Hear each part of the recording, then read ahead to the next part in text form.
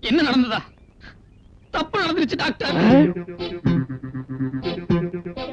தப்பு நடந்துருச்சா?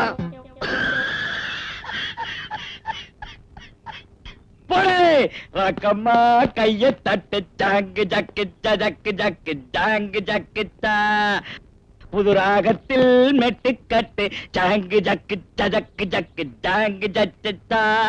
லக்ஷ்மி டாக்டர் நீ சும்மா இரு. என்னங்க?